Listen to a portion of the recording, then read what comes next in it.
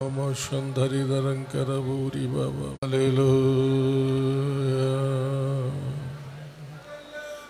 You Jesus master. స్తుతిపాత్రుడా, స్తోత్రార్హుడా, ఆరాధ్య దైవమా, సూర్యోదయం మొదలుకొని సూర్యాస్తమయం వరకు స్తుతింపదగిన దేవ, అధిక స్తోత్రములు పొందదగిన దేవ, మీకే స్తుతి స్తుతి స్తుతి, స్తోత్రములు స్తోత్రములు స్తోత్రములు. సమస్త స్తుతి, ఘనత, మహిమ, ప్రభావములు యుగయుగములు దేవునికే చెల్లునుగాక. ఆమేన్. అలాగే నిల్చొని దేవుని వాక్య భాగాన్ని చదువుకుందాము. ఆదికాండము 8వ అధ్యాయం 20వ వచనం నుండి 22వ వచనం వరకు చదువుకుందాం. ఆదికాండము 8వ అధ్యాయము 20వ వచనం నుండి 22వ వచనం వరకు. అప్పుడు నోవహు యెహోవాకు బలిపీఠము కట్టి పవిత్ర పశువులన్నిటిలోనూ పవిత్ర పక్షులన్నిటిలోనూ కొన్ని తీసుకొని ఆ పీఠము మీద దహన బలి అర్పించెను. అప్పుడు యెహోవా ఇంపైన సువాసనను ఆఘ్రానించి, ఇక మీదట నరులను బట్టి భూమిని మరలా శపించను. ఎందుకనగా నరుల హృదయాలోచన వారి బాల్యము నుండి చెడ్డది. నేనిప్పుడు చేసిన ప్రకారముగా ఇకను సమస్త జీవులను సంహరింపను. భూమి నిలిచి ఉన్నంత వరకు వెదకాలమును కోతకాలమును శీతోష్ణములను వేసవి శీతాకాలములను రాత్రింబగళ్ళను ఉండక మానవని తన హృదయంలో అనుకొనెను. దేవుడు తన పరిశుద్ధ వాక్యమును మన ఆత్మీయ మేళ నిమిత్తమై మన వెనుకల్లో దీవించునుగాక. ఆమేన్. దయచేసి అందరు కూర్చోండి, ప్రార్థించుకుందాము. అందరు తల్లోంచి కళ్ళు మూసుకున్నట్లయితే ప్రార్థన చేసుకుందాం. మహాపరిశుద్ధుడు అయిన మా ప్రియ పరలోకపు తండ్రి, దయగలిగిన మా దేవ, మీకు వందనములు, స్తుతులు, స్తోత్రములు చెల్లిస్తున్నాము. మీ దీన దాసుడునైన నన్ను మీ సిలువ చాటున మరుగు చేసుకుని నాతోనూ మా అందరితోనూ మాట్లాడమని క్రీస్తు పేర వేడుకొంచున్నాము తండ్రి. ఆమేన్. హల్లెలూయా. మనము దేవుడు మనకిచ్చినటువంటి అంశంలో ఒక ఉప అంశాన్ని మనము ధ్యానిస్తున్నాం. మనము దేవుని సన్నిధికి మనము రావడంలో ఉన్నటువంటి ముఖ్య ఉద్దేశాలు మనం తెలుసుకున్నాం. అలాగే ప్రభు బల్ల ఆరాధన దేవుడు ఎందుకు ఏర్పరిచాడో అది కూడా మనం అందులో ఉన్న ప్రాముఖ్యమైన విషయాలు ఏమిటో మనం తెలుసుకున్నాం. దేవుణ్ణి జ్ఞాపకం చేసుకోవడానికి, అంటే మన ప్రభువుని జ్ఞాపకం చేసుకోవడానికి, ఆయన పునరుద్ధానమును ప్రకటించడానికి, మనం ప్రభువుని జ్ఞాపకం చేసుకోవడానికి ఆయన సన్నిధికి మనం వస్తున్నాం. మనం ప్రభువుని జ్ఞాపకం చేసుకున్నాడికి మనం ఆయన సన్నిధికి వస్తున్నామంటే అందులో 2 ప్రాముఖ్యమైన భాగాలు మర్చిపోవద్దు. ఒకటి ఆయన్ని ప్రేమించడానికి, రెండవది ఆయన్ను ఆరాధించడానికి. అంటే దేవుణ్ణి జ్ఞాపకం చేసుకునేది నిజమైతే మనము ఆయనను ప్రేమించకుండా ఉండలేము, ఆయనను ఆరాధించకుండా ఉండలేము అని మనం తెలుసుకున్నాం. మనము మొదటి ఉప అంశాన్ని చాలా క్లుప్తంగా మనం ధ్యానించేసుకున్నాం. దేవుణ్ణి ప్రేమించే వాళ్ళు ఏం చేస్తారో, ఎలా ఉంటారో అని. తర్వాత మనము 2వ ఉప అంశాన్ని స్టార్ట్ చేశాం. దేవుని సన్నిధికి వచ్చే మనము కృతజ్ఞతతో ఆయన్ను ఆరాధన చేయాలని.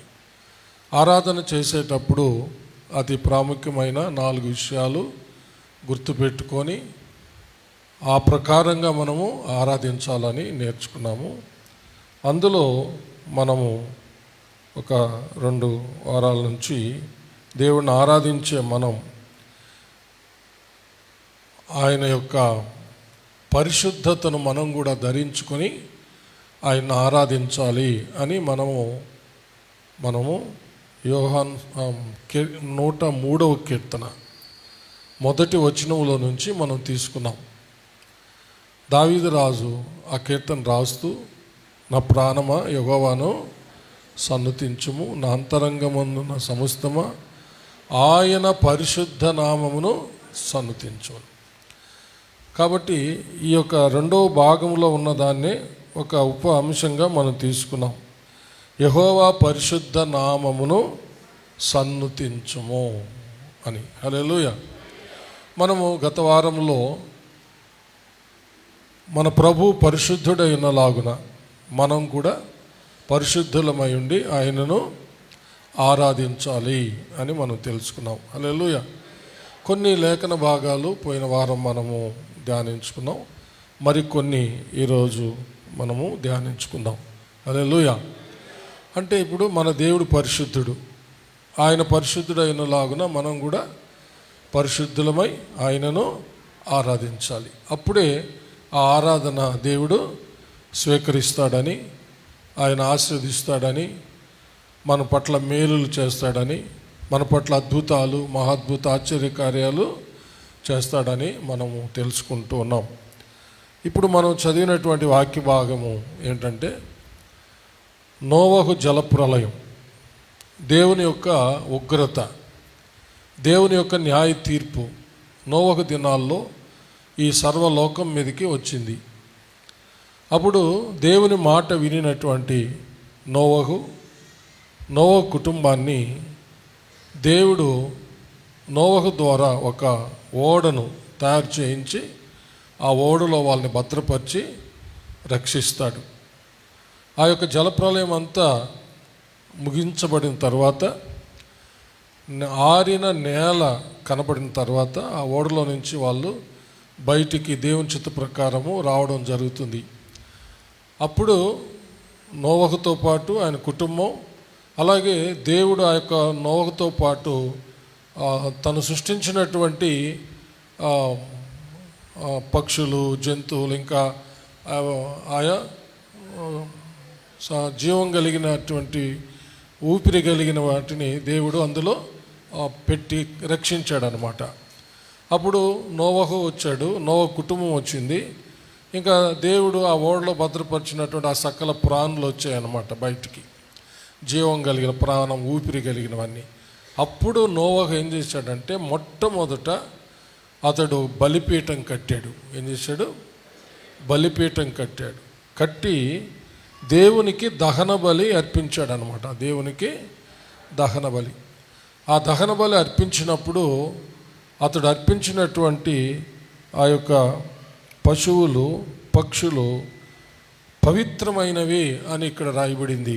చూడండి 20వ వచనం, మనం చదివిన వాక్య భాగంలో 20వ వచనం. అప్పుడు నోవహు యెహోవాకు బలిపీఠము కట్టి పవిత్ర పశువులన్నిటిలోనూ పవిత్ర పక్షులన్నిటిలోనూ కొన్ని తీసుకొని ఆ పీఠం మీద దహన బలి అర్పించెను. అప్పుడు యెహోవా ఇంపైన సువాసనను ఆగ్రానించి ఇక మీదట నరులను బట్టి భూమిని మరల శపించను అని ఒక తీర్మానం దేవుడు చేశాడు. హల్లెలూయా. మరి నోవహు అప్పటికే దేవుడు మహాపరిశుద్ధుడని, ఆయనకి అర్పించవలసినటువంటి బలులు పవిత్రమైనటువంటివిగా ఉండాలని అప్పటికే నోవహు గ్రహించినట్టుగా మనకు అర్థమవుతుంది. హల్లెలూయా.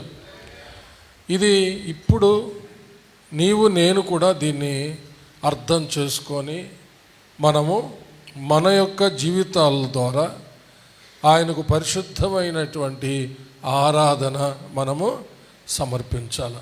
హల్లెలూయా.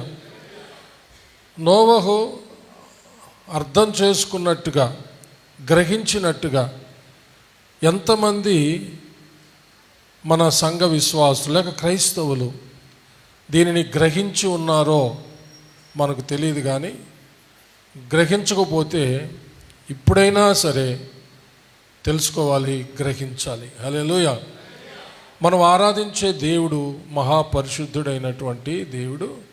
ఆయనకు మనం సమర్పించే ఆరాధన అది ఎంతో పరిశుద్ధమైనదిగా ఉండాలి అని ఇక్కడ మనకు ఈ సందర్భము తెలియచేస్తూ ఉంది. అప్పుడే దేవుడు ఆ యొక్క సువాసనను స్వీకరించాడంట. ఆగ్రహించాడంటే పీల్చుకున్నాడు, అంటే స్వీకరించాడు ఆ ఆరాధనని. అంటే అది ఆయనకు ప్రీతికరంగా ఉన్నింది, ఆయన స్వీకరించదగిన విధంగా ఉందన్నమాట. అందుకని దేవుడు స్వీకరించి వెంటనే ఆయన ఇక నేను భూమిని శపించను, హల్లెలూయా అని ఆయన ఒక తీర్మానము చేసినట్టుగా మనం చూస్తున్నాం. కాబట్టి నీవు నేను మనము దేవునికి ఎప్పుడైతే ఆయన స్వీకరించగలిగినటువంటి ఆరాధన మనము పరిశుద్ధత కలిగి అర్పిస్తామో, ఆయన ఆ ఆరాధన స్వీకరించి మనకు ఆయన యొక్క వాగ్దాన ఫలాలు మనకు దయచేస్తాడు, ఆశీర్వాదాలు దయచేస్తాడు. అంటే శాపాలు ఉండవు, ఇంకా శాపాలు ఉండవు. నిజంగా మన ప్రభు అయిన యేసుక్రీస్తు ద్వారా ప్రతి శాపము నుండి మనలను విడుదల చేసేసాడు. కాబట్టి ఎప్పుడైతే మనము పరిశుద్ధతను కలిగి సమస్త ప్రవర్తనలో, పోయిన వారం చూసాం కదా, సమస్త విషయాల్లో, సమస్త ప్రవర్తనల్లో, సమస్త క్రియల్లో, సమస్త కార్యాల్లో, పగులైనా రాత్రి అయినా ఎప్పుడైనా సరే మనం ఏ విషయంలోనైనా సరే మనం పరిశుద్ధత కలిగి ఉండాలని తెలుసుకున్నాం కదా. ఆ ప్రకారం మనము దేవుడు అంగీకరించే విధంగా పరిశుద్ధమైన ఆరాధన మనం సమర్పించినప్పుడు హల్లెలూయా చప్పలు కొట్టి దేవుడిని మహిమపడదాం. దేవుడు సంతోషించి స్వీకరించి ఆయన వాగ్దానం చేసిన సకలమైన ఆశీర్వాదాలు మనకు తన కుమారుడైన యేసుక్రీస్తు ద్వారా అనుగ్రహిస్తాడు. ప్రియులారా, హల్లెలూయా. ఇది చాలా ప్రాముఖ్యమైనటువంటి విషయం. ఇప్పుడే సహోదరుడు మంచి పాట పాడాడు, 3 బారిన జీవితాలను చిగురింపజేస్తాడు, ఫలింపజేస్తాడు. ఎలా అది జరగాలి? తర్వాత నోవహు కుటుంబాన్ని ఎలా దేవుడు ఆశీర్వదించాడో చూడండి. 7వ వచనం చదువు, 9వ అధ్యాయము 7వ వచనం. మీరు ఫలించి అభివృద్ధి నొందుడి, మీరు భూమి మీద సమృద్ధిగా సంతానము కని విస్తరించుడని వారితో చెప్పెను. హల్లెలూయా. చప్పలు కొట్టి దేవుని మహిమపడదాం. చూసారా, దేవుడు ఆ ఆరాధన, ఆ యొక్క అర్పణ అంగీకరించి వాళ్ళను ఇక శాప విముక్తుల్ని ఆయన చేస్తూ మీరు ఫలించండి, అభివృద్ధి చెందండి, హల్లెలూయా, సంతానంతో భూమిని నింపండి అని చెప్తున్నాడు. మొదట మానవుడిని దేవుడు సృష్టించినప్పుడు వాళ్ళని ఆశీర్వదించిన విధానం అదే. అయితే నోవహు దానిని స్వతంత్రించుకోగలిగాడు, కానీ ఆదాము అవ్వలు దానిని స్వతంత్రించుకోలేకపోయారు. ఆదాము అవ్వలు ఎందుకు స్వతంత్రించుకోలేకపోయారు? వారు దేవుడిచ్చిన ఆజ్ఞను అతిక్రమించడం ద్వారా వాళ్ళు పాపులై వాళ్ళు ఆ యొక్క ఆ వాగ్దాన ఫలాన్ని వాళ్ళు స్వతంత్రించుకోలేకపోయారు. కానీ నోవహు దేవుని యొక్క మాట, దేవుడు సెలవిచ్చిన ప్రకారం యావత్తు చేసి ఆఖరికి మరల మొట్టమొదటగా భూమి మీదకి ఓడలో నుంచి వచ్చిన తర్వాత మొట్టమొదట దేవుణ్ణి జ్ఞాపకం చేసుకొని బలిపీఠం కట్టి ఆయనకు ఇంపైన సువాసన కలిగేటట్టు పవిత్రమైన ఆ అర్పణ బలి ఆయన అర్పించాడు. ఇక ఓడలో నుంచి బయటకు వచ్చేసాము ఇంకేమని చెప్పి సూర్యరశ్మిని చూసి ఆయన ఆయన సొంత ఇష్టాగోష్ఠి అంటే తన సొంత ఇష్టాలు నెరవేర్చుకోవడానికి వెళ్ళిపోలా. మొట్టమొదట అతడు చేసింది బలిపీఠం కట్టి. చప్పలు కొట్టి దేవునికి ఇష్టమైన బలి అర్పించాడు. నిజముగా నీ జీవితంలో, నా జీవితంలో మొట్టమొదట దేవుని పట్ల నువ్వు శ్రద్ధ కలిగి ఉండాలి. హల్లెలూయా. మొట్టమొదట ఆయన పట్ల నువ్వు చేయాల్సింది చేయాలి. ఎప్పుడైతే మనం మొట్టమొదట ఆయన పట్ల మనం చేయాల్సినవి చేస్తామో ఆయన వెరీ నెక్స్ట్ నిన్ను నీ కుటుంబాన్ని ఆశీర్వదిస్తాడంతే. హల్లెలూయా. మీకు అర్థమైందా? వెంట లేకపోతే ఇమ్మీడియట్లీ నీ కుటుంబాన్ని ఆయన బ్లెస్ చేస్తాడు. కానీ అనేక మంది కుటుంబం యొక్క ఆశీర్వాదాల కోసం ఎతుకుతున్నారు, కానీ ఆశీర్వాదాలు ఇచ్చేటటువంటి దేవునికి వారి జీవితంలో ప్రథమ స్థానం ఇవ్వడం లేదు. ప్రథమ స్థానం ఇవ్వడం లేదు. ఆయనను, ఆయన యొక్క చిత్తాన్ని నిర్లక్ష్యం చేస్తున్నారన్నమాట. మొదటగా ఆయన వెతకడం లేదు. దానివల్లనే ఆశపడుతున్నారు కానీ ఆశీర్వాదాలు వాళ్ళు పొందుకోలేకపోతున్నారు. ఇదే కారణం. అయితే నువ్వు ఆయనకు మొదటి స్థానం ఇచ్చి చూడు. హల్లెలూయా. అన్ని విషయాల్లో నీ కుటుంబం బహుగా ఫలిస్తుంది. అదే ఇక్కడ రాయబడింది, మీరు ఫలించి అభివృద్ధి నొందుడి, మీరు భూమి మీద సమృద్ధిగా సంతానము కని విస్తరించుడని వారితో చెప్పాడు. హల్లెలూయా. దేవునికి మహిమ కలుగును గాక. మరలా ఇంకా కొన్ని ఆశీర్వాదాలు వారి కుమారులకు, వారి ద్వారా సకల ప్రాణులకు ఎలా కలుగుతాయో తెలియజేస్తున్నాడు. చూడండి 8 నుంచి 10 వరకు.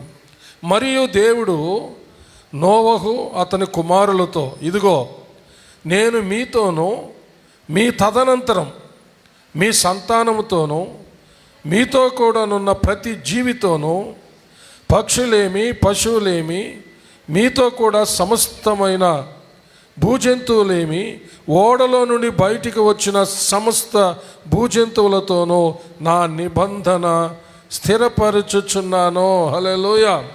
చప్పలు కొట్టి దేవుని మహింపండి. ఒక తండ్రిగా, ఒక తల్లిగా నీవు లేక మీరు మొదట దేవునికి స్థానం ఇస్తే, హల్లెలూయా, దాన్ని బట్టి మీ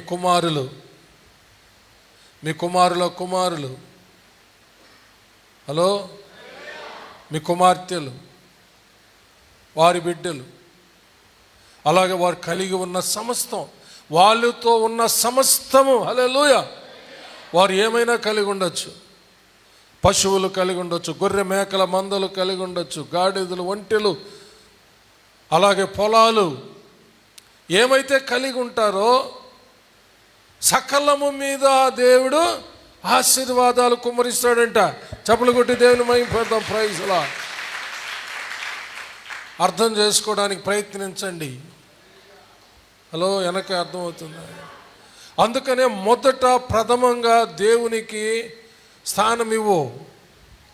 ఆయన పరిశుద్ధుడైన లాగా నువ్వు పరిశుద్ధతను ధరించుకొని ఆయనకు ప్రీతికరమైన ఆరాధన నువ్వు సమర్పించు. హల్లెలూయా. ఆయన స్వీకరించి నిన్నే కాదు, నీ కుటుంబాన్నే కాదు, నీ బిడ్డల కుటుంబాల్ని, హల్లెలూయా, నీకున్న యావదాస్తుల్ని, నీతో ముడిపడి ఉన్న సకలమైన ప్రాణుల్ని, హల్లెలూయా, ఆయన బహుగా ఫలింపజేసి ఆశీర్వదిస్తాడు, వర్ధిల్ల చేస్తాడు, విస్తరింప చేస్తాడు. దేవుడు ఊరకనే వదిలిపెట్ల, దానిని ఒక నిబంధన చేశాడు. చప్పలు కొట్టి దేవుణ్ణి మహింపరుద్దాం. హల్లెలూయా. దానిని నిబంధన చేశాడు అన్నమాట. అదే లాస్ట్లో మనం చదివాం. ఓడలో నుండి బయటికి వచ్చిన సమస్త భూజంతువులతోనూ నా నిబంధన స్థిరపరచుచున్నాను. 11వ వచనం, నేను మీతో నా నిబంధన స్థిరపరచుదును, సమస్త శరీరులు ప్రవాహ జలముల వలన ఇకను లయపరచబడరు. భూమిని నాశనము చేయుటకు ఇకను జల ప్రవాహం కలుగదని పలికెను. మరియు దేవుడు నాకును మీకును మీతో కూడా ఉన్న సమస్త జీవరాశులకును మధ్య నేను తరతరములకు ఏర్పరచుతున్న నిబంధనకు గురుతు ఇదే. మేఘములో నా ధనుసును ఉంచి తిని, అది నాకును భూమికి మధ్య నిబంధనకు గురుతుగా ఉండును. హల్లెలూయా. నిబంధన చేశాడు ప్రియులారా, దాన్ని స్థిరపరిచాడంట. చపలు కొట్టి దేవుని మహిమపడదాం. దేవుడు స్థిరపరిస్తే ఇంకెవరు కదిలించలేరు. మీరు కొంతమంది చాలామంది ఆరాధన మెసేజ్కి రాలేదు. దేవుడు ఆ పట్టణంలో ఉన్నాడు గనుక దానికి చలనము లేదు అని కీర్తనలో మనం ఆరాధన మెసేజ్ విన్నాం. 99% హోలీ స్పిరిట్ అనాయింట్మెంట్ పొందినటువంటి వాళ్ళు, పరిశుద్ధాత్మ అభిషేకం పొందినటువంటి సేవకులు ఆరాధన మెసేజ్ మెయిన్ మెసేజ్ మాట్లాడేటప్పుడు తప్పనిసరిగా మాట్లాడేది పరిశుద్ధాత్మ దేవుడు కాబట్టి తప్పనిసరిగా కనెక్షన్ ఉంటుంది. కాబట్టి ఆరాధన మెసేజ్ కూడా విన్నాం. దేవుడు ఆ పట్టణంలో ఉన్నాడు కాబట్టి దానికి చలనం లేదు, దాన్ని ఎవరు కదిలించలేదు. అలాగే దేవుడు ఒక నిబంధన చేశాడంట, ఇంకెవరు దాన్ని కదిలించలేకుండా దానిని వెరీ గుడ్ చప్పలు కొట్టి దేవుని మహిమపడ్డా స్థిరపరిచాడు. అది ఇక నిత్యము గుర్తుండేటట్టుగా ఏం చేశాడంటే మేఘాల్లో ధనస్సును పెట్టాడు. హల్లెలూయా. మేఘాల్లో ధనస్సును పెట్టాడు. అది యెహోవా ధనస్సు, అది యెహోవా ధనస్సు. మనం మామూలుగా ఇంద్రధనస్సు అంటుంటాం మనం, కానీ అది యెహోవా ధనస్సు. హల్లెలూయా. అందుకనే యెహోవా దేవుడు అంటున్నాడు, నా ధనస్సును పెట్టాను అంటున్నాడు. హల్లెలూయా. అంటే మనం వర్షాకాలంలో చూస్తూ ఉంటాం, అది చూసినప్పుడల్లా ఇంకా దేవుడు జలములతో భూమిని నాశనము చేయడు, అలాంటిది జరగదు. ఎందుకంటే ఆ నిబంధన చేసి స్థిరపరిచాడు. అదేవిధంగా గుర్తుపెట్టుకోండి, దేవునికి ప్రీతికరమైన ఆరాధన, ఆయన పరిశుద్ధుడైనలాగున నీవు పరిశుద్ధత ధరించుకొని ఆయన స్వీకరించగలిగే విధంగా ప్రప్రథమముగా ఆయనకు నీ హృదయంలో చోటిచ్చి ఆయన ఆరాధిస్తే ఆయన స్వీకరించి నిన్ను ఆశీర్వదిస్తాడు, నీ కుటుంబాన్ని ఆశీర్వదిస్తాడు, నీ బిడ్డలను ఆశీర్వదిస్తాడు, నీ కలిగిన వాటినన్నిటిని ఆశీర్వదిస్తాడు. ఎవ్వరు కూడా వాటిని నీ దగ్గర నుంచి దొంగలించకుండా తీసి వేయలేకుండా వాటిని ఆయన ముద్ర వేస్తాడు, స్థిరపరుస్తాడని నేను జ్ఞాపకం చేస్తున్నాను. హల్లెలూయా. అందుకని ఆయన స్వీకరించే విధంగా నిన్ను నీవు సమర్పించుకొని ఆయనకు ఆరాధన చెయ్యి. హల్లెలూయా. దీనిని అపోస్తలుడైన పౌలు గారు రోమాపత్రికలో చాలాసార్లు మనం చదువుకుంటూ ఉంటాం. అయితే దాన్ని మర్చిపోకూడదండి. 12వ అధ్యాయము మొదటి 2 వచనాల భావం కూడా ఇదే. కాబట్టి సహోదరులారా, పరిశుద్ధమును దేవునికి అనుకూలమునైన సజీవ యాగముగా మీ శరీరములను ఆయనకు సమర్పించుకొనుడని దేవుని వాత్సల్యమును బట్టి మిమ్మును బతిమాలు కొనుచున్నాను. ఇట్టి సేవ మీకు యుక్తమైనది. మీరు ఈ లోక మర్యాదను అనుసరింపక ఉత్తమమును అనుకూలమును సంపూర్ణమునయున్న దేవుని చిత్తమేదో పరీక్షించి తెలుసుకొనున్నట్లు మీ మనస్సు మారి నూతన మగుట వలన రూపాంతరము పొందుడి. హల్లెలూయా. ప్రియులారా, ఈ లోక మర్యాదను అనుసరించకుండా, ఈ లోక మాలిన్యము అంటకుండా, ఈ లోక పాపము ఈ లోక పాపం అంటకుండా జాగ్రత్త పడుతూ దేవుని చిత్త ప్రకారము మనము జీవిస్తూ మన శరీరములను ఆయనకు సమర్పించుకోవాలి. హల్లెలూయా. ఆ రోజు నోవహు పవిత్రమైన జంతువులను, పవిత్రమైన పక్షులను అర్పించాడు. ఇప్పుడు మనలను మనము సజీవ యాగంగా మన శరీరములను ఆయనకు బలిగా అర్పించాలి. హల్లెలూయా. దహన బలిగా అర్పించాలి. దహన బలి ఎలా ఇస్తారు అంటే, దేవుని సన్నిధిలో ఆ దహన బలి పశువును వధించిన తరువాత దాన్ని శుభ్రం చేస్తారు. దాంట్లో తీసివేయాల్సినవన్నీ తీసేస్తారు. వెలుపల వాటిని పారవేసే స్థలంలో పారేస్తారు. తర్వాత జాగ్రత్తగానండి, ప్రతి అవయవాన్ని విడదీస్తారనమాట. ప్రతి అవయవాన్ని వేరు చేస్తారు. హల్లెలూయా. దానినే దహన బలి, సర్వాంగ బలి కూడా అని అంటారు. ఎందుకంటే ప్రతి అవయవాన్ని దహన బలిపీఠం మీద దాన్ని దహిస్తారనమాట. చప్పలు కొట్టి దేవుణ్ణి మహింపరుస్తాం. అందుకనే దావీదు రాజు ఏమన్నాడు? నా ప్రాణమా యెహోవాను సన్నుతించుము,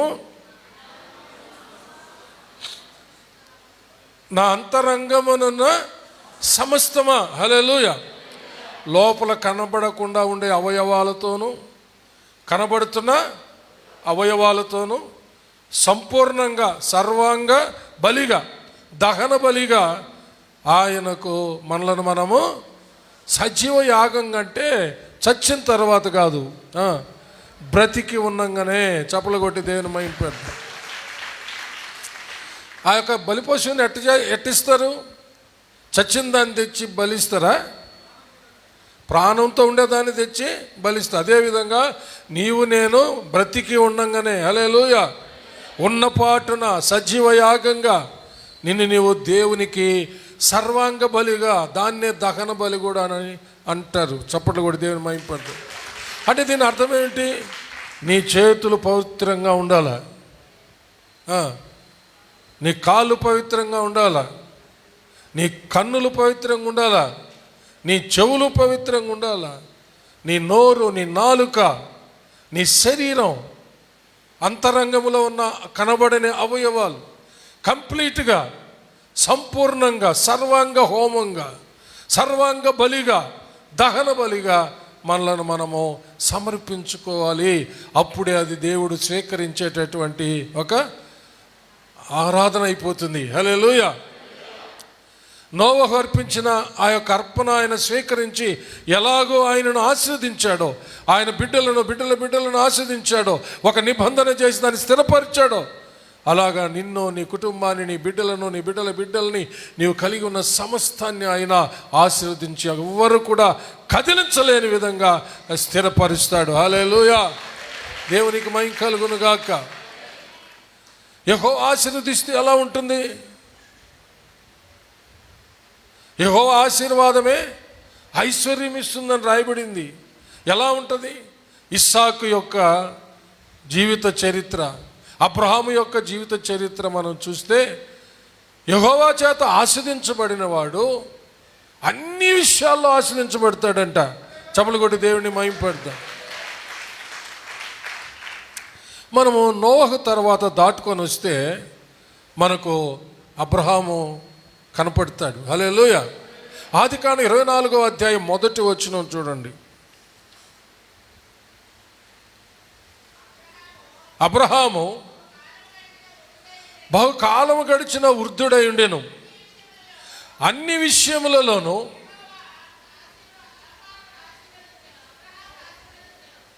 విషయములలో యెహోవా అబ్రహామును ఆశీర్వదించెను. చప్పలు కొట్టి దేవుని మహింపడదాం. ఎందుకు జరిగిందో తెలుసా? తను ఎంతగానో ప్రేమించే తన ఏకైక కుమారుణ్ణి దేవునికి దహన బలిగా అర్పించాడు. హల్లెలూయా. ఏమాత్రం సందేహించకుండా విశ్వాసంతో అర్పించాడు. ఆదికాండం 22వ అధ్యాయము 1 నుంచి 2-3 వచనాలు చదువుదాం. ఆ సంగతులు జరిగిన తరువాత దేవుడు అబ్రహామును పరిశోధించెను. ఎట్లనగా ఆయన అబ్రహామా అబ్రహామా అని పిలువగా అతడు చిత్తం ప్రభువా అనెను. అప్పుడు ఆయన, నీకు ఒక్కడయున్న నీ కుమారుని అనగా నీవు ప్రేమించు ఇస్సాకును తీసుకొని మోరియా దేశమునకు వెళ్ళి అక్కడ నేను నీతో చెప్పబోవు పర్వతములలో ఒక దాని మీద దహన బలిగా అతనిని అర్పించుమని చెప్పాను. తెల్లవారినప్పుడు అబ్రహాము లేచి తన గాడిదకు గంత కట్టి తన పనివారిలో ఇద్దరిని తన కుమారుడు ఇస్సాకును వెంటబెట్టుకొని దహన బలి కొరకు కట్టెలు చీల్చి లేచి దేవుడు తనతో చెప్పిన చోటికి వెళ్ళెను. హల్లెలూయా. ఏమాత్రము సందేహించకుండా దేవుని యొక్క మాటకు విధేయుడై తను తాను దేవుని యొక్క చిత్తానికి సమర్పించుకొని, హల్లెలూయా.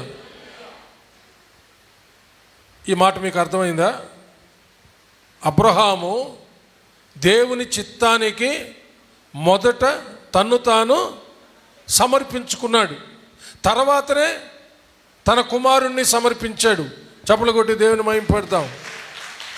అంటే దీని అర్థం ఏంటి? మొదట మనలను మనము దేవుని యొక్క చిత్తానికి సమర్పించుకోకుండా ఇక దేవుడు చేయమన్నవి ఏమి కూడా మనము చేయలేం. కాబట్టి దేవుడు సెలవిచ్చిన సమస్తాన్ని మనము చేయాలి అంటే మొదట దాని కొరకు నిన్ను నీవు నన్ను నేను దేవునికి సమర్పించుకోవాలి. హల్లెలూయా. మొట్టమొదట దేవుడు సెలవిచ్చిన దానిని చేయటానికి అబ్రహాము తన్ను తాను సమర్పించుకున్నాడు. తర్వాతనే తన కుమారుణ్ణి సమర్పించాడు. హల్లెలూయా. చూడండి 9వ వచనం నుంచి, అలాగూ వారిద్దరూ కూడి వెళ్ళి దేవుడు అతనితో చెప్పిన చోటికి వచ్చినప్పుడు అబ్రహాము అక్కడ బలిపీఠమును కట్టి కట్టెలు చక్కగా పేర్చి తన కుమారుడగు ఇస్సాకును బంధించి ఆ పీఠం పైనున్న కట్టెల మీద ఉంచెను. అప్పుడు అబ్రహాము తన కుమారుని వధించుటకు తన చెయ్యి చాపి కత్తి పట్టుకొనగా యెహోవా దూత పరలోకము నుండి అబ్రహామా అబ్రహామా అని అతని పిలిచెను. అందుకు అతడు చిత్తము ప్రభు అనెను. అప్పుడు ఆయన, ఆ చిన్నవాని మీద చెయ్యి వేయకుమో, హల్లెలూయా, అతనేమియూ చేయకుమో, నీకు ఒక్కడయున్న నీ కుమారుని నాకియ వెనుక తీయలేదు గనుక నీవు దేవునికి భయపడువాడవని ఇందువలన నాకు కనబడుచున్నదనెను. చప్పలు కొట్టి దేవుణ్ణి మహింపడదాం. హల్లెలూయా. ఇక కత్తి ఎత్తేసాడు ఇక బలి ఇవ్వడానికి. హల్లెలూయా. దేవుడు అబ్రహామును ఆపకపోతే బలి ఇచ్చేసి ఉండేవాడు. అపోస్తలుడైన పౌలు గారు ఏమి రాశారంటే, బూడిదైపోయినా కానీ ఆ బూడిదలో నుంచి తిరిగి మరలా తన కుమారుణ్ణి ఇవ్వగలడని బలిచ్చాడంట. చప్పలు కొట్టి దేవుణ్ణి మహిమపరుస్తాం. హల్లెలూయా. అంత గొప్ప విశ్వాసి అబ్రహాము. హల్లెలూయా. దేవుడు అలాగూ తన కుమారుణ్ణి అర్పించుట ద్వారా, అంటే ముందేం చేశాడు? దేవుని చిత్తాన్ని నెరవేర్చడానికి తన్ను తాను సమర్పించుకున్నాడు. వెరీ నెక్స్ట్ దేవుడు చేయమన్న ప్రకారము తన కుమారుణ్ణి అర్పించాడు. అందువల్ల అతని ద్వారా సర్వలోక వంశస్థులు ఆశీర్వదించబడతాయని దేవుడు వాగ్దానం చేశాడు. ప్రియులరా, హల్లెలూయా. చూడండి 15వ వచనం నుంచి, యెహోవా దూత రెండవ మారు పరలోకము నుండి అబ్రహామును పిలిచి ఇట్లనెను, నీకు ఒక్కడే అయ్యున్న నీ కుమారుని వెనుక తీయక ఈ కార్యం చేసినందున నేను నిన్ను ఆశీర్వదించి ఆకాశ నక్షత్రముల వలెను సముద్ర తీరమందలి ఇసుక వలెను నీ సంతానమును నిశ్చయముగా విస్తరింపచేసేదను. నీ సంతతి వారు తమ శత్రువుల గవిని స్వాధీనపరచుకొందురు. మరియు నీవు నా మాట వినినందున భూలోకములోని జనములన్నీయు నీ సంతానం వలన ఆశీర్వదింపబడును. నా తోడని ప్రమాణం చేయుచున్నానని యెహోవా సెలవిచ్చెను. హల్లెలూయా. దేవుడు అబ్రహాముతో చేసిన నిబంధన నా తోడు అంటున్నాడు. దేవుడు ఎంత అంటే దేవుని కంటే ఇంకొక వ్యక్తి లేడు, పెద్ద గొప్పవాడు లేడు. దేవుడే గొప్పవాడు అందరికంటే. మామూలుగా ఏదైనా మనము ప్రమాణం చేస్తే ఎవరైనా ఒక గొప్ప వ్యక్తిని పెట్టుకొని ప్రమాణం చేస్తాం. అయితే ఇక్కడ అంటున్నాడు నా తోడే. హల్లెలూయా. నాకంటే పెద్దవాడు ఎవరు లేరు, గొప్పవాడు ఎవరు లేరు, శక్తి గలవాడు ఎవరు లేరు, నేనే అన్నటువంటి దేవుడు. హల్లెలూయా.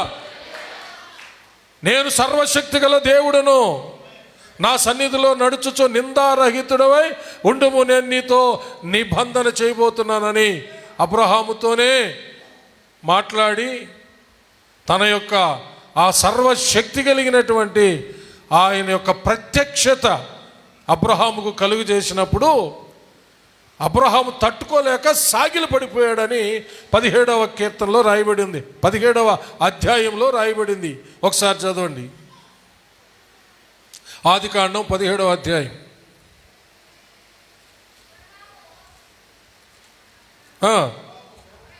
అబ్రాము 99 ఏండ్ల వాడైనప్పుడు యెహోవా అతనికి ప్రత్యక్షమై, నేను సర్వశక్తి గల దేవుడను, నా సన్నిధిలో నడుచుచు నిందారహితుడవై ఉండుము, నాకును నీకును మధ్య నా నిబంధనను నియమించి నిన్ను అత్యధికముగా అభివృద్ధి పొందించేదనని అతనితో చెప్పెను. అబ్రాము సాగిలపడి ఉండగా. హల్లెలూయా. తట్టుకోలేకపోయాడు అబ్రాము. హల్లెలూయా. అంతకుముందు అధ్యాయాల్లో మనం చూస్తే అబ్రాము దేవునితో మాట్లాడుతూ ఉంటాడు, దేవుడు మాట్లాడుతూ ఉంటే తిరిగి మాట్లాడుతూ ఉంటాడు, ఆయా సందేహాలు వ్యక్తపరుస్తూ ఉంటాడు. ఈ 17వ అధ్యాయంలో మారు మాట్లాడకుండా సాగిల పడిపోయాడంట. చపల కొట్టి దేవుని మహిమపడదాం. Praise lord. ఎందుకు సాగిల పడ్డాడో తెలుసా? నేను సర్వశక్తి గల దేవుడును, I am that I am. Hallelujah. నేనే. హల్లెలూయా. ఉన్నవాడను అవునను వాడను. హల్లెలూయా. నేనే సర్వశక్తి గల దేవుడును, నా సన్నిధిలో నడుచుచు నిందారహితుడవై ఉండుము. ఎప్పుడైతే నా సన్నిధిలో నడుచుచు నిందారహితుడవై, నింద మోపడానికి వీలు లేకుండా పరిశుద్ధుడవై అని దాని అర్థం. హల్లెలూయా.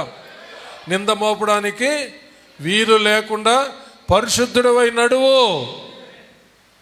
అప్పుడు అర్థమైంది దేవుని యొక్క ఆ విశ్వరూపాన్ని. హల్లెలూయా. ఆ సర్వశక్తి గల రూపాన్ని చూసి తట్టుకోలేకపోయాడని నేనైతే విశ్వసిస్తున్నాను. హల్లెలూయా. ఆ మహాపరిశుద్ధుడైన దేవునితో నేను మాట్లాడుతున్నానా ఇంతవరకు? అయ్యో, ఆయన మహాపరిశుద్ధుడు, ఆయన ఎదుట నేను నిందారహితుడుగా ఉండాలి కదా. అంటే తను ఆ మహాపరిశుద్ధుడైన దేవుని ఎదుట ఎంత అపవిత్రంగా ఉన్నాడో అతనికి అర్థమైంది. చప్పలు కొట్టి దేవుని మహిమ పెడదాం. ఆ మహాపరిశుద్ధుడైన దేవుని ఎదుట ఎవరు పరిశుద్ధులుగా ఉండగలరు? దేవుడు సెలవిచ్చాడు, నువ్వు నిందారహితుడుగా ఉండు, అప్పుడు నీతో నేను నిబంధన చేస్తా, దానిని శాశ్వత నిబంధనగా చేస్తా. ఆ అధ్యాయం అంతా చదివితే అలాగ రాయబడింది. అబ్రహాము ఇక తట్టుకోలేకపోయాడు. ఆ మహాపరిశుద్ధుడైన దేవుని యొక్క దర్శనాన్ని పొందుకున్నాడు. ఇక సాగిలి పడిపోయాడు. అప్పుడు అబ్రహాముతో దేవుడు నిబంధన చేశాడు. చప్పలు కొట్టి దేవుడిని మహిమ పరుస్తాము. హల్లెలూయా. మనం ఎంతటి వాళ్ళం ప్రియులరా. హల్లెలూయా. ఆయన మహాపరిశుద్ధుడైన దేవుడు. మనం అనేక సార్లు ఆయనకి వ్యతిరేకంగా మాట్లాడుతూ ఉంటాం. మన మాటల్లో దోషం, మన క్రియల్లో దోషం, మన చూపుల్లో దోషం, మన నడవడికల్లో దోషం, మన చేష్టల్లో దోషం, మన శరీరం దేహంలో పాపం, దుష్టత్వం, నానా విధాలుగా మన జీవితంలో అనేకం కలిగి దోషాలు కలిగి ఆ మహాపరిశుద్ధుడైన దేవునికి ఇష్టము లేని ఆరాధన సమర్పిస్తున్నాం, ఆయన స్వీకరించలేనివి సమర్పిస్తున్నాం. కానీ అబ్రహాము ఆ తరువాత దేవునికి ఎంతో ప్రీతికరమైన వాడుగా అయిపోయాడు. హల్లెలూయా. ఈ 17వ అధ్యాయం తర్వాత అబ్రహాము జీవితమే చేంజ్ అయిపోయింది. చప్పలు కొట్టి దేవుని మహిమ పడతాం. Praise lord. ఆ తర్వాత ఇస్సాకును పొందుకున్నాడు. ఇస్సాకును పొందుకున్న తర్వాత దేవునికి ఇవ్వాల్సిన ప్రథమ స్థానం ఇవ్వకుండా కొడుకు చుట్టూ తిరుక్కుంటున్నాడు. కొడుకుతో ప్రేమలో పడిపోయాడని చెప్పచ్చు. ఏమిడిపోయాడు? కొడుకు ప్రేమలో పడిపోయాడు. దేవుని ప్రేమను పక్కన పెట్టాడు. అందుకనే దేవుడు అన్నది, నీవు ప్రేమించే ఇస్సాకును అని. హల్లెలూయా. అంటే అది వాస్తవం. దేవుణ్ణి ప్రేమించి, దేవుణ్ణి అనుసరించి, దేవుని యొక్క చిత్తాన్ని ఈ భూమి మీద నెరవేర్చబడ్డానికి అబ్రహాము యొక్క సంతానములో సంతతిలో హల్లెలూయా లోకరక్షకుణ్ణి ఇవ్వాల్సినటువంటి ఆ గొప్ప ప్రణాళిక ఉంటే, హల్లెలూయా, ఆ గొప్ప ప్రణాళిక నెరవేర్చబోయే దేవుని వైపు, దేవుని చిత్తాన్ని వైపు తాను అప్పగించుకోకుండా కొడుకు చుట్టూ ఆయన పెనవేసుకొని పోయాడు, ప్రేమించుకుంటూ ఉన్నాడు. ఆ స్థితిలో నుంచి బయటికి తేడానికే ఆ గొప్ప ప్రయత్నం చేశాడు దేవుడు. చప్పలు కొట్టి దేవుని మహింపడదాం. ఎందుకంటే ఆ ఇస్సాకులో నుండే లోకరక్షకుడిని భూమి మీదకి అనుగ్రహించాలి. చూసారా? హల్లెలూయా. ఆ విధంగా దేవుడు తన కుమారుణ్ణి బలిగా, దహన బలిగా అర్పించమన్నప్పుడు అబ్రహాము చేసినటువంటి ఆ యొక్క బలి అర్పణ ద్వారా అబ్రహామునే కాదు, అబ్రహామునందు సర్వలోక వంశస్థులందరినీ ఆశీర్వదించాడు. హల్లెలూయా. కాబట్టి నేను ముగిస్తున్నాను. మన జీవితంలో దేవునికి ప్రథమ స్థానం ఇచ్చి, హల్లెలూయా, మనలను మనం పరిశుద్ధంగా ఉండుటకు జాగ్రత్త పడుతూ ఆయనకు ఇష్టమైన ప్రీతికరమైన ఆరాధన మనం సమర్పించినట్లయితే, హల్లెలూయా, మనము ఆశీర్వదించబడతాం.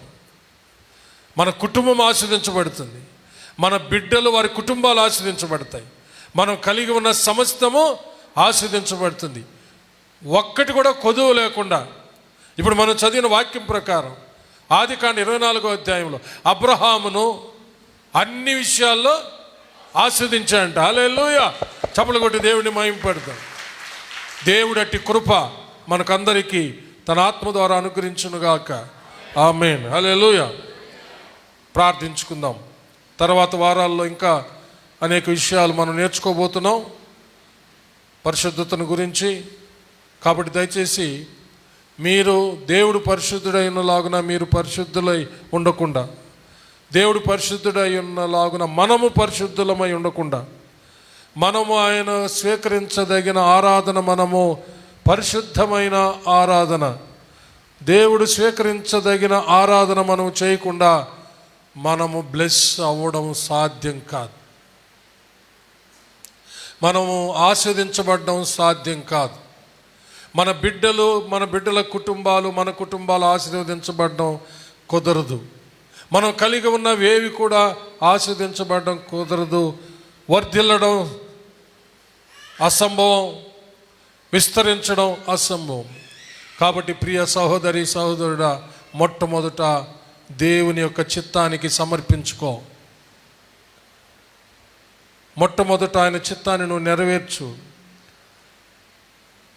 ఆయనకి ఇష్టమైన ఆరాధన సమర్పించు. వెనువెంట నిన్ను, నీ కుటుంబాన్ని, నీ బిడ్డల కుటుంబాలని, మీరు కలిగి ఉన్న సమస్తాన్ని ఆశీర్వదిస్తాడు. అంత మాత్రం కాదు, ఇంకా నీకేమి అనుగ్రహించాలనో దేవుడే ఆయా సమయాల్లో, ఆయా కాలాల్లో అనుగ్రహించి అబ్రహామును అన్ని విషయాల్లో ఆశీర్వదించినట్టుగా మిమ్మల్ని, నన్ను, మనలందరినీ, అట్టివారందరినీ ఆశీర్వదిస్తాడు ప్రియులారా. కాబట్టి ఒక్కసారి పరిశీలన చేసుకో. దేవునికి ప్రథమ స్థానం ఇస్తున్నావా? దేవుడు పరిశుద్ధుడైనలాగున నిన్ను నీవు పరిశుద్ధపరచుకొని ఆయనకు ప్రీతికరమైన ఆరాధన సమర్పిస్తున్నావా? ఒకవేళ అలాగా లేకపోతే ఇప్పుడైనా, ఈ క్షణమందైనా నిన్ను నీవు పరిశీలించుకొని నీలో ఉన్న అపవిత్రతను తీసేసుకో, నీలో ఉన్న పాపాన్ని తీసేసుకో, నీలో ఉన్నటువంటి దోషాలు తీసేసుకో. ఒకవేళ నీ వల్ల కాలేదా, దేవుణ్ణి అడుగు, ప్రభువా ఇవి నాలో నుంచి తీసేయండి.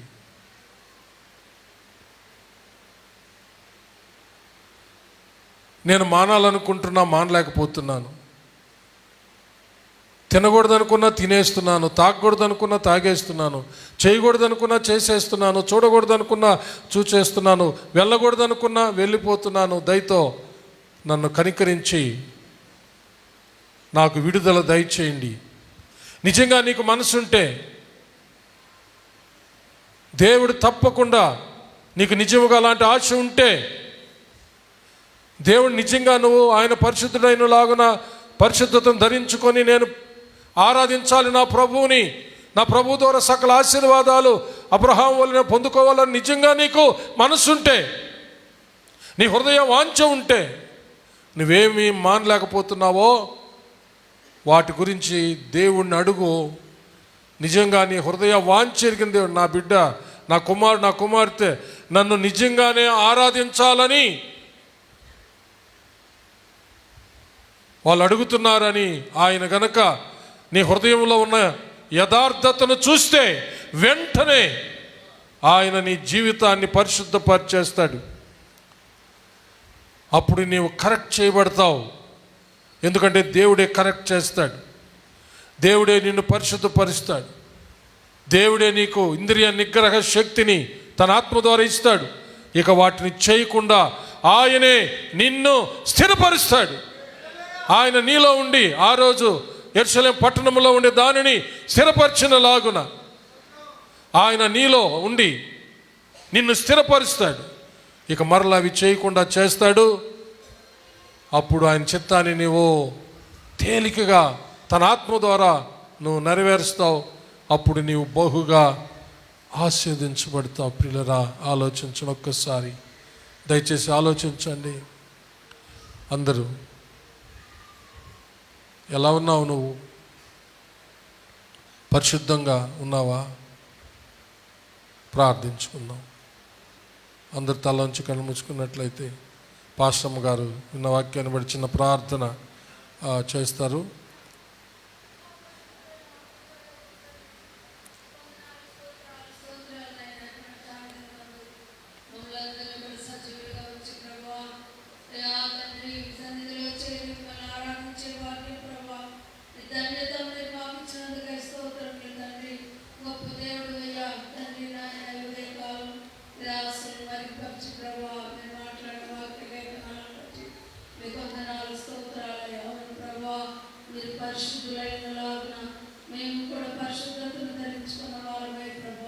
పరిశుద్ధమైన జీవితం జీవిస్తూ ప్రభా, అయ్యా నో కుటుంబం వలె, అబ్రహాం కుటుంబం వలె మేము కూడా దీవించబడడానికి ప్రభా, అన్ని విషయాల్లో ప్రభు నాయన మీ చిత్తాన్ని నెరవేర్చేవారుగా మేము ఉంటున్నాం నాయన. మీ కృప దయచేయండి నాయన. ఇంకా మాలో కానీ, మా కుటుంబాల్లో కానీ, మా బిడ్డల్లో కానీ ఏదైనా అపవిత్రత ఉంటే ప్రభా తీసివేయండి నాయన. పరిశుద్ధపరచయ్య అయ్యా, పరిశుద్ధతను ధరింపచేయ ప్రభువా. దేవా సహాయం చేయండి ప్రభు. నా తండ్రి ఇది అడుగుతున్నాను నాయన, సహాయం చేయండి నాయన. మేమందరం కూడా మీ చిత్తాన్ని నెరవేర్చే బిడ్డలుగా ఆశీర్వదించు నాయన. అయ్యా, సంఘం అంతటి బట్టి కృప దయచేయండి నాయన. ప్రతి విశ్వాసి కుటుంబాన్ని దర్శనం చేయాలి, ప్రతి బిడ్డని పవిత్రపరచేయాలి. అవును ప్రభువా, స్తోత్రం నాయన.